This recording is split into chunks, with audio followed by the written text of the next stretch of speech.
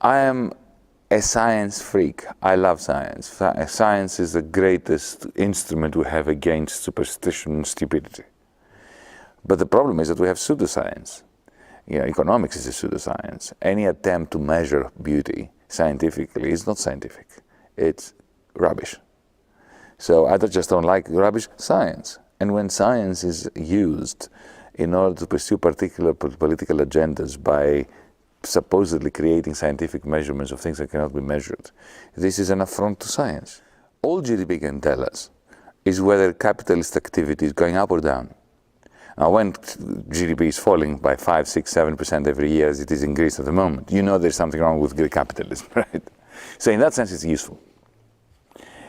But on the other hand, it has no capacity to relate to us and to capture the quality of human life and of the human condition. So, the standard example, a forest breaks down, GDP goes up. There is a tsunami in Japan, GDP goes up very quickly because of all the effort to save people, which costs diesel fuel, and all the effort at reconstruction, putting up tents and so on and so forth. So if let's say you're an extraterrestrial on Mars or some other universe, and you are only watching the GDP time series, you will have a very distorted view of the human experience. One of the great evils of our time is this penchant for quantification of unquantifiable variables. If you look, it started in Britain, in the National Health Service and the universities, and then spread in different realms in different countries. The attempt to quantify, for instance, the quality of academic research, or the care given to patients in hospitals. There is a logic in doing it in the sense that we want hospitals and universities to be accountable to the people so that we know how well they're doing. But when you try to quantify the quality of the goods that they are producing, then what you're doing is because this quantification will always be false, will always fail to capture quality. Because that's how do you measure beauty? How do you measure love? How do you measure care? How do you measure the quality of a poem or of an essay, or for that matter, a philosophical text? Because this is what you're doing when you quantify the performance of philosophers in universities. The answer is you can't. So any attempt to do it will leave out a lot of important stuff which cannot be quantified. And that creates awful incentives for people who get rewarded on the basis of the quantities that are reported on their behalf to do all the things that increase their indices, which are sometimes, actually more often than not, detrimental to all the good stuff that cannot be measured. So you should be aware of the need to quantify. That's why we need some descriptive data, descriptive statistics that will give us a sense of how society is served by different policies. But we have to make sure that these are multiple quantities, not one statistics, not the alternative to GDP, gross happiness index, as in Bhutan and so on. There should be a series of statistics, and we look at all of them. So, for instance, life expectancy, how happy kids are when they come back home from school, the consumption of books, how many people read books, how many people attend concerts in order to gain a sense of cultural life, how well are our museums doing.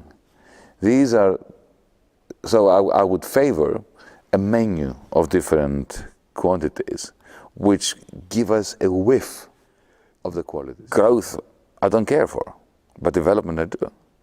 So there are lots of things that I want to see go into recession, not in growth. I want to see the financial sector be in recession, that is to shrink. I want to see CO2 production not grow. I want to see lots of poisonous activities diminish, not grow. But development is a humanist concept, because development doesn't mean necessarily bigger, it means better. It means, for me, development is to have an educational system which is very unproductive, to have one teacher for one pupil, if we can. I mean, the bourgeoisie wants that. They send their kids to Oxford and Cambridge because they have one-to-one tutorials. Why shouldn't the rest of us want the same thing? Perhaps one-to-one is overstated, but 1-to-5 is not. So an economy which can sustain one teacher for 5 pupils, right, is a developing economy, is a developmentalist economy, but it's not one that necessarily is into capitalist growth. Growth is a miasma on this planet. Look at the way that suburbs have grown, contributing massively to GDP growth. It is catastrophic. You've got the expansion of the cities at a horizontal level, far and deeply into the countryside, which means that you have to create very long distribution networks, both for people and for goods and services, which is very inefficient. At the same time, you create isolated communities that create a lot of middle-class desperation amongst those who live there. And the destruction of the environment appears in statistics as growing GDP, because to sustain these suburbs, you need to produce all these stuff that you extract from nature and you destroy. Now, that kind of growth, of course, you have to be mad to be in support of. But if we're going to create truly sustainable energy solutions, we need development, and we need a growth in that green industry. So it's a question of what we want to grow and what we want to shrink. And it's a question of not focusing on growth, but focusing on development which makes human life happier. Creating networks of producers and consumers which find ways to communicate and coordinate their activities that do not rely on market signals, but rely on a generalized system of gift exchange, that's how I see it, is a great hope for creating oases within capitalism. Having said that, I don't believe that you can have shared prosperity at the global level on that basis. The problem with this is that if let's say that we succeed in minimizing the pain experienced during a recession like the one we have in Greece, depression, by having a community which is based on solidarity and gift exchange. That's wonderful. It's a wonderful resistance mechanism during the price of recession. But it's not a model that can threaten globalizing, financialized capitalism. Capitalists don't have a problem with that. If they simply don't have to worry about that particular community rioting or dying on their doorsteps of hunger. But it is not a real threat. It will become a real threat when, through the powers of the internet, these communities find ways of creating a global version in which capital goods can be produced and shared amongst different communities around the world, helping bring about synergies in capital goods production between Kenyans and Greeks and Irish and Croatians and Chinese, that will constitute effectively a transcendence of capitalism. That should be our task, not simply to retreat to small parochial communities that resemble the Middle Ages. Divide and rule was always a very profitable strategy for capitalism. To divide private sector workers from public sector workers and to make one set think that the other is the enemy has been a very successful policy for making everyone worse off. Secondly, the notion that you can not have, or that you should not have a state sector because the state sector is antagonistic to the private sector, is evidence of the deep-seated incomprehension by private sector workers of how capitalism works. It's something that Republicans in America, conservatives in Europe like to propagate. It's a fallacy. The fallacy being that the state is antithetical and antagonistic to the private sector. It is not. The private sector would shrivel and die without the public sector. The state was not created by socialists. It was created by capital because it was an essential regulating device, ensuring that the private sector would have demand so that it could actually function. So capital creates the state, or usurps the state, puts it in its use. It employs workers, public sector workers, in order to do that.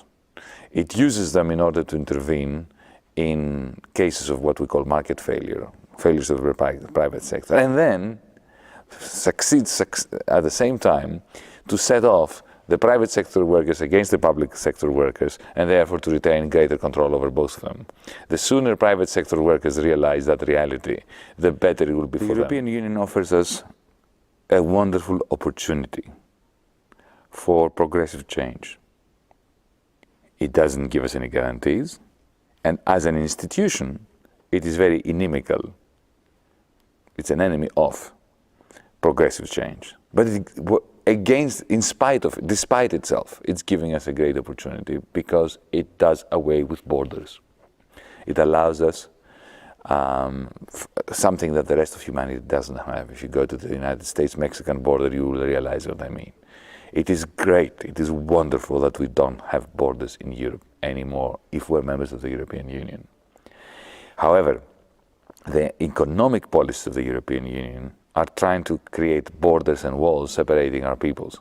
In the Eurozone in particular, we are divided by a common currency, which is a delicious paradox. And the only way of not allowing these neoliberal institutions to stop us from uniting in order to achieve a progressive alternative in Europe is by genuinely utilizing the capacity to move around, the lack of borders, in order to stop thinking of ourselves as Greeks or Croatians or Germans. There is no such thing as the Croatians. There is no such thing as the Germans. There is no such thing as the Greeks. There are different perspectives on shared prosperity, and we have institutions and the logic of European capitalism which goes against that shared prosperity. We should utilize the borderlessness of Europe in order to bring it about. Trade unions, political parties, and something else. And civil society organizations, grassroots movements that are pushing our polities and ourselves to think of Europe as a vital space that belongs to all of us, and in which the human condition could liberate itself from its current shackles and chains.